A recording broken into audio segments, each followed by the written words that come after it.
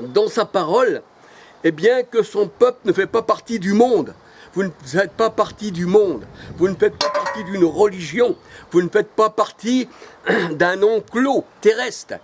Le Seigneur ne nous a pas appelés pour qu'on soit dans un enclos terrestre, là où s'assemblent eh bien, diverses religions qui se disent tous du Seigneur, mais qu'il y a la guerre de religion entre eux. Non, le Seigneur a dit, vous êtes de l'assemblée des premiers-nés. Hébreux 12, versets 18 à 24, la nouvelle Jérusalem, celle qui vient d'en haut, où aucun impur, aucun idolâtre ne peut y rentrer. C'est là la vraie assemblée du Seigneur. Et là, eh bien, les gens, on les voit sur YouTube, ils disent, on ne craint rien, le Seigneur est avec nous, nul ne peut nous ravir de sa main, et ci et ça. Oui, si vous étiez dans l'assemblée céleste, on ne peut rien craindre, parce qu'on est dans l'assemblée du Seigneur, dans cette assemblée que nul impur ne peut rentrer, aucun idolâtre. Voyez-vous? Alors là, oui, on ne craint rien, parce que pourquoi? On est bâti sur le roc, on est bâti sur Christ. 1 Corinthiens 10, 4, il est le roc, il est notre rocher. Ésaïe 44, 6 nous dit, or nous n'avons qu'un seul rocher, l'Éternel. Nous sommes bâtis, tandis que les religions que le Seigneur n'a pas bâties, eh bien, ils sont sur le sable, je dirais comme le sable de la mer. Hein, c'est pour ça que le Seigneur, il appelle le désert de la mer. Quand on dit le désert de la mer dans la parole de Dieu, eh bien, ça veut dire exactement que le monde qui représente les grandes eaux, la mer, tout ça, c'est un désert. Et c'est vrai que notre voix à nous, qui est du Seigneur, c'est pour ça que le Seigneur dit, celui qui vous écoute m'écoute, mais celui qui vous rejette me rejette. C'est pour ça que le Seigneur, il dit, eh bien, va, eh bien, tu es la voix qui crie dans le désert. Mais pas dans un désert au sens charnel, avoir un désert comme le désert d'Amérique ou le désert du Sinaï, non. Le désert du cœur de l'homme. Tu es la voix qui crie dans le désert. Et c'est pour ça que le Seigneur dit, ils n'écouteront pas ta parole. Ils n'écouteront pas. Mais ils écouteront, eh bien, la voix de ceux qui les emmènent à la mort. On ne veut que César. On ne veut que ces pasteurs-là, tous ces sionistes-là, tous ceux qui sont égarés, qu'ils règnent sur nous. Enfin, ces aveugles-là, que nous aussi, aveugles, on va les suivre et on va tomber, eh bien, tous, eh bien, dans le même trou. Alors, voyez-vous, toutes ces paroles, ça ne vient pas de moi, ça vient de la part du Seigneur. Sortez du Seigneur, sortez des ténèbres, nous dit le Seigneur. Vous, mon peuple, sortez des ténèbres. Parce que toutes ces religions-là, c'est les ténèbres. Vous voyez, Paul, hein, quand il était là, c'était les ténèbres. Il a sorti le Seigneur, il l'a sorti de tout ça. Il a sorti des écailles de ses yeux. Et après, il a vu clair. Il était resté 3 jours dans les ténèbres parce que le Seigneur, il faisait voir que tant qu'il restait chez les pharisiens, les ennemis du Seigneur, qui avaient annulé le commandement de Dieu pour leur tradition, eh bien, Paul dit maintenant, je regarde tout cela comme de la boue. Parce que j'étais ignorant, j'avais du zèle, un zèle excessif. J'avais un zèle incroyable quand j'étais dans cette religion. Eh oui, mais le zèle, eh bien, c'est le Seigneur. C'est pour lui qu'on a du zèle. C'est pour lui que nous vivons. C'est pour lui que nous parlons. C'est pour lui que nous vivons, que nous avons le souffle, parce que c'est lui qui nous le donne. Eh bien voilà, c'est ce que je voulais vous dire aujourd'hui. Hein, aujourd'hui, nous voyons que nous sommes eh bien, encore prisonniers. Nous avons pour maison eh bien, des prisons. Nous avons pour geôliers eh bien, les gens de la mer, les rois de ce monde, les rois qui gouvernent et qui martyrisent le monde. C'est pour ça que le Seigneur dit à ses disciples, ne soyez pas comme les rois de la terre. Parce que les disciples, il y en a un qui voulait être à la droite et à la gauche du Seigneur. Mais le Seigneur a dit, soyez pas comme le monde qui les domine et qu'on les appelle bienfaiteurs. Voyez-vous, ils dominent le monde et on les appelle encore bienfaiteurs. Un peu comme Emmaüs.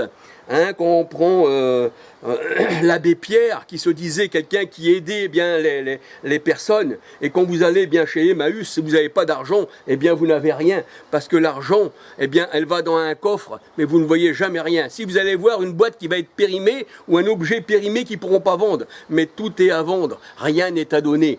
Donc si c'est pour les riches, ça veut dire que ce n'est pas pour les pauvres. Tous ces gens-là, au contraire, ce que nous pouvions récupérer, eh bien, ils se l'accaparent et ils revendent et ils se font des sommes phénoménales. Et on les appelle les bienfaiteurs de l'humanité. Un peu comme Pasteur, qui est le bienfaiteur de l'humanité. Mais en réalité, c'était un escroc parce qu'il n'avait jamais rien découvert. Et qui c'est qui avait découvert vraiment? Eh bien, c'était François Bess, un nom comme ça, c'était lui qui avait découvert. Et Pasteur avait tout pris pour lui, et c'est lui qui a eu les éloges. C'était le bienfaiteur de l'humanité, mais en réalité, c'était un menteur. Voyez-vous, dans ce monde-là, c'est pour ça que la parole de Dieu nous dit « Malheur à l'homme qui se confie dans l'homme, mais heureux celui qui se confie dans le Seigneur. » Le Seigneur, il ne va pas nous envoyer dans une religion païenne, il ne va pas nous envoyer dans une chose qu'il n'a pas bâtie, il nous envoie directement, la parole de Dieu nous dit, dans les lieux célestes. Éphésiens 2,6, Colossiens 1,13, dans la Jérusalem qui descend d'en haut. Voyez-vous, c'est là qu'il nous envoie le Seigneur, c'est là qui est son épouse. Apocalypse 21, 1 à 10, c'est là qui est son épouse. C'est là que le Seigneur nous dit, eh bien, que celui qui s'attache au Seigneur est un seul esprit avec lui. 1 Corinthiens 6, 13 à 19, tandis que celui, eh bien, qui s'attache à la prostituée terrestre est avec elle une seule chair. C'est ce qu'on appelle l'homme charnel. Alors voilà, eh bien, que le Seigneur vous bénisse, excusez-moi, que le Seigneur vous garde et qu'il vous fasse comprendre qu'on peut recevoir, eh bien, la vie que si on a reçu la puissance d'en haut.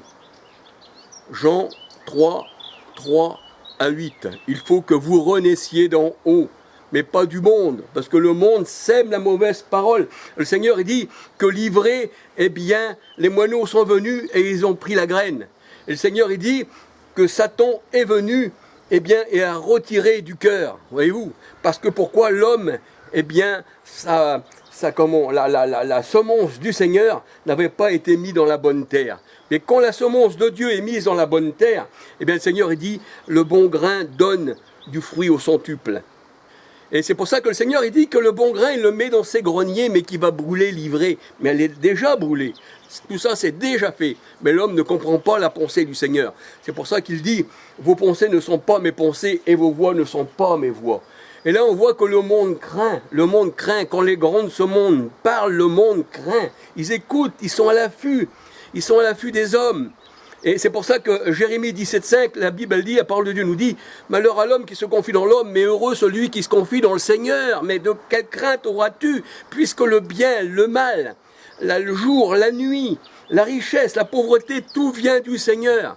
Même les autorités établies aujourd'hui, malgré qu'elles font ceci, sont encore établies du Seigneur. Parce que le Seigneur, il dit, eh bien, qu'il met dans le cœur de l'homme méchant, eh bien, ses desseins.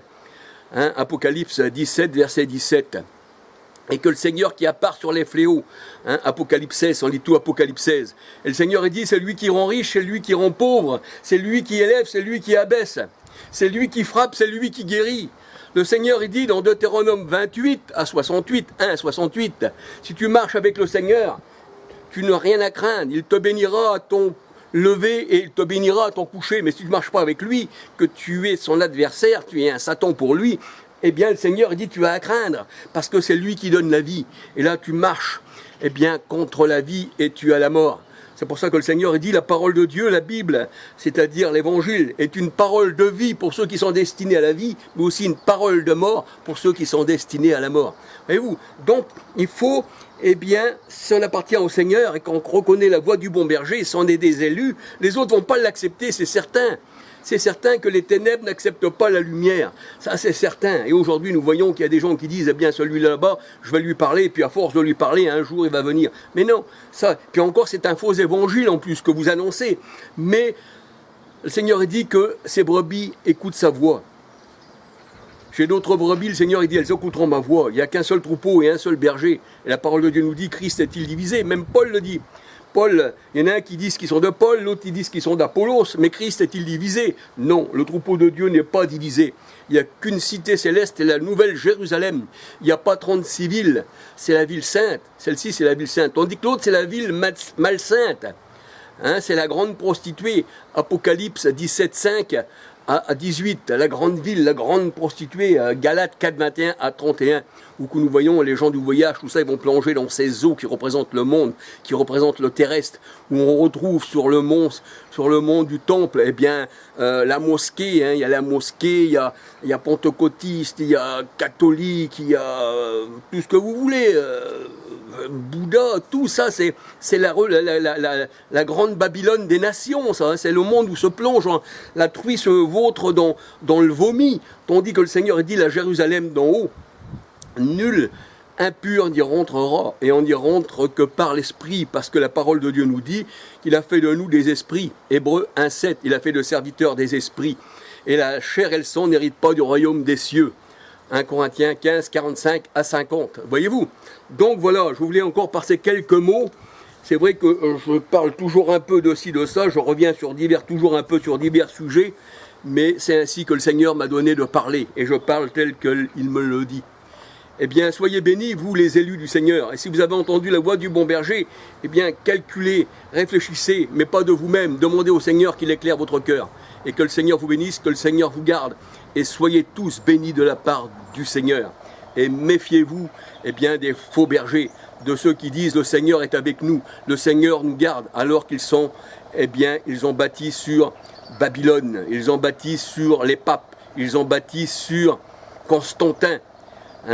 C'est par ce signe que tu vaincras, par la croix, alors que le Seigneur a dit, c'est par mon esprit. 1 Corinthiens 12, 28, parce que c'est par l'esprit que nous vivons, c'est par l'esprit que nous parlons, parce que le Seigneur c'est l'esprit, de Corinthiens 3, 17. Or, nous n'avons pas l'esprit du monde, mais nous avons l'esprit du Seigneur, et nous avons la pensée de Christ. Eh bien, soyez bénis, que le Seigneur vous garde, et puis à une prochaine vidéo. Et ne craignez pas ce que le monde craint, parce que le Seigneur, lui, dans sa parole, il le dit. Je suis avec vous, l'ange de l'Éternel campe auprès de ceux qui le craignent. Donc on ne craint rien. Si on craint, on suppose encore un jugement. Mais comme tout vient du Seigneur, eh bien, il nous préserve de la colère.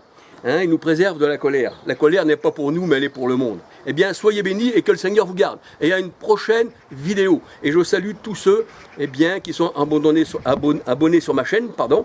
Je ne veux pas qu'on m'idolâtre, c'est certain, mais de ceux qui sont abonnés, parce que je pense qu'ils ont dû quand même reconnaître, pas ma voix, parce que je ne suis rien, je ne suis qu'un porteur, on n'est que des lumières. Le Seigneur a dit, vous êtes des porte-lampes, et la vraie lumière c'est Christ, nous ne sommes que des chandeliers, mais un chandelier éteint ne peut rien faire, tandis que quand le Seigneur il allume notre lampe, eh bien là, quand il donne l'esprit, puis qu'il nous donne sa lumière, parce que l'Éternel est ma lumière, alors on parle de la part du Seigneur. Mais si on n'avait pas cette lumière que le Seigneur nous donne, à chacun de nous, à chaque élu, homme et femme, eh bien, on ne pourrait pas connaître. Mais le Seigneur a dit à vous, il vous a été donné de connaître. Parce que pourquoi? Vous êtes, mes enfants.